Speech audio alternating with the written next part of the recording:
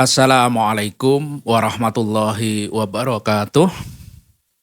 Alhamdulillahirabbil alamin. Saudaraku yang dirahmati Allah Subhanahu wa taala, ada tulisan yang menarik saat antri di jalan tol di belakang sebuah mobil. Apa tulisannya? Semoga lelahku menjadi lillah. Saudaraku yang dirahmati Allah Subhanahu wa taala, semua orang pasti merasakan lelah dalam perjuangan hidup ini untuk mencapai kemajuan, untuk berkembang. Pasti dibutuhkan usaha yang keras, pasti dibutuhkan usaha yang sangat maksimal, sehingga membuat diri menjadi lelah. Meskipun kadang-kadang orang menyembunyikan kondisi kelelahannya itu. Saudaraku yang dirahmati Allah Subhanahu wa taala, biarkanlah lelah itu datang. Karena itu adalah manusiawi.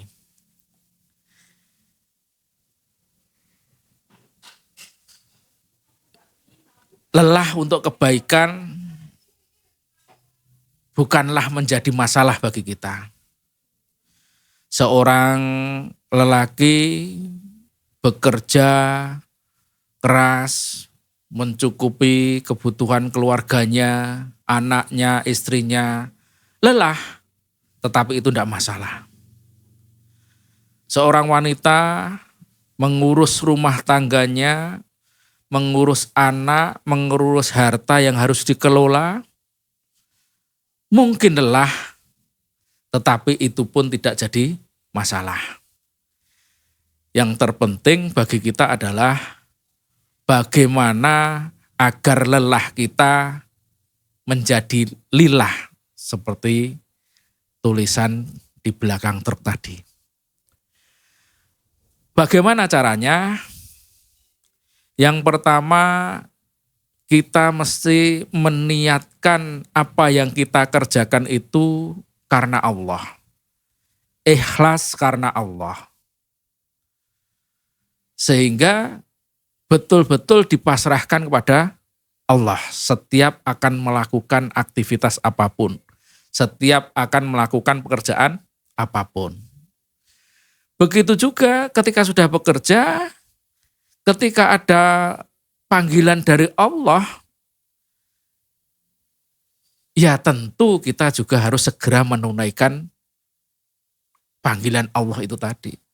Kita harus mendatangi panggilan sholat misalnya, hentikan pekerjaan, kita datangi panggilan sholat itu tadi.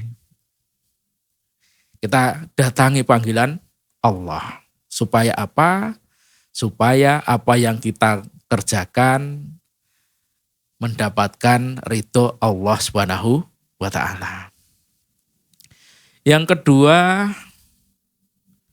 tentu kita harus melakukan suatu pekerjaan, kegiatan, aktivitas di tempat yang benar, di tempat yang diridhoi oleh Allah. Akan percuma seberat apapun pekerjaan kita, akan percuma sekeras apapun yang kita lakukan, tetapi kita melakukannya di tempat yang tidak diridhoi Allah. Kita bekerja keras, tetapi tempat kerja kita di perjudian misalkan. Kita bekerja keras, tetapi tempat kita di tempat yang riba misalkan. Akan menjauhkan diri dari lillah. Sehingga kewajiban kita untuk memilih, hak kita juga untuk menentukan kita akan melakukan di tempat yang mana. Kalau kita tahu itu tidak sesuai dengan kehendak Allah, kenapa tidak kita tinggalkan? Berpindah di tempat yang mendapatkan ridho dari Allah. Yang ketiga, cara-cara melakukan pekerjaan juga harus sesuai dengan kehendak Allah. Niatnya sudah benar, tempatnya sudah benar, cara melakukannya juga harus benar. Cara melakukannya juga harus sesuai dengan kaidah-kaidah hukum Allah. Tempatnya benar, tetapi cara mendapatkannya dengan kita korupsi misalkan, ya tidak lillah lagi. Tempatnya benar, niatnya benar, tetapi kita melakukan dengan mengambil yang bukan haknya. Tentu itu menjauhkan diri dari lillah. Ini yang tidak kita harapkan. Saudaraku yang dirahmati Allah Subhanahu wa taala, bekerja dengan benar. Itu yang akan menempatkan kita di jalan Allah Subhanahu wa taala. Ketika suatu saat pasukan Rasulullah dalam perjalanannya ke perang Tabuk, tiba-tiba di tengah perjalanan ada segerombolan kambing yang di situ digembala dengan semangatnya oleh seorang anak muda. Maka para sahabat saling berbisik. Seandainya semangatnya anak muda itu, seandainya semangat kerjanya pemuda itu digunakan untuk perjuangan seperti kita-kita ini, alangkah baiknya, alangkah hebatnya. Begitu kira-kira kasak kusuknya antar sahabat. Nah, kasak kusuk itu didengar oleh Rasulullah. Maka Rasulullah bertanya, "Hai para sahabat, apa yang kamu omongkan?" Maka sahabat bercerita apa yang mereka omongkan. Rasul menjawab, "Ketahuilah sesungguhnya jika ia bekerja untuk kedua orang tuanya atau salah satu dari kedua orang tuanya, maka ia di jalan Allah," kata Rasul. Atau dia bekerja untuk mencukupi keluarganya, itu juga di jalan Allah. Atau dia bekerja untuk dirinya sendiri, itu pun juga di jalan Allah.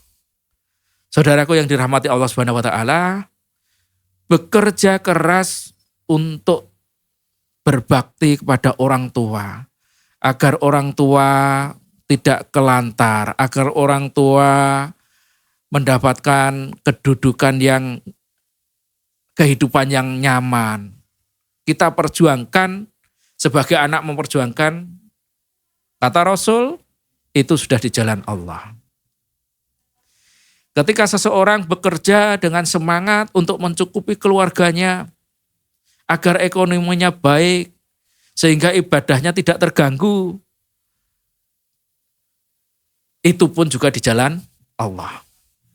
Ketika seseorang bekerja untuk dirinya sendiri, menjaga harkat martabatnya supaya tidak minta kepada orang lain, supaya mendapatkan kebutuhan sesuai dengan keringatnya sendiri, tidak meminta-minta, tidak menjaga kepada orang lain, itu pun juga di jalan Allah menurut Rasul.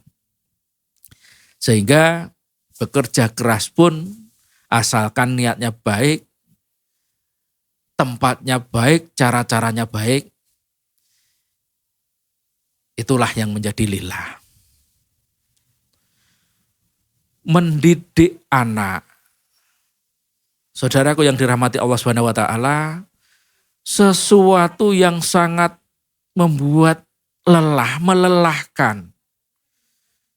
Menasihati anak, perbuatan yang melelahkan. Tetapi itulah yang harus kita lakukan. Itulah yang harus kita persiapkan. Allah sampaikan, wal yahsan ladina law taraku min khalfihim dzurriyyatan di'afan khafu alaihim. Dan hendaklah takut kepada Allah orang-orang yang sekiranya mereka meninggalkan keturunannya yang lemah di belakang mereka, yang mereka khawatir terhadap kesejahteraannya. Kita disuruh takut, kita disuruh khawatir kalau anak keturunan kita itu menjadi keturunan yang lemah, menjadi keturunan yang tidak sejahtera. Allah perintahkan itu. Sehingga kita harus berbuat semaksimal mungkin, kita harus bekerja sekeras mungkin agar anak keturunan kita sejahtera. Pendidikannya terlaksana dengan baik. Kebutuhannya tercukupi dengan baik. Agamanya terjaga dengan baik. Itu yang diperintahkan oleh Allah Subhanahu wa Ta'ala. Karena setiap sesuatu yang baik, setiap sesuatu yang besar membutuhkan perjuangan yang keras juga. Membutuhkan yang lelah yang sangat banyak juga. Ingat ketika Nabi Yusuf mau diangkat jadi pejabat di Mesir. Betapa sebelum itu dia dikucilkan oleh saudaranya, dibuang di sumur, ketika ditemukan orang malah dijual, dijadikan budak, dipenjara. Tetapi sabar, Nabi Yusuf sabar, akhirnya menjadi pembesar di Mesir. Oleh sebab itu, jangan pernah putus asa. Jangan pernah menyerah. Kita harus berjuang terus, lakukan terus. Tidak usah dihitung berapa kali kita jatuh. Yang terpenting, begitu kita jatuh, kita harus bangkit lagi. Ketika kita jatuh, harus bangkit lagi terus sampai kita mendapatkan kesuksesan di mata Allah Subhanahu wa Ta'ala. Terima kasih. Wassalamualaikum warahmatullahi wabarakatuh.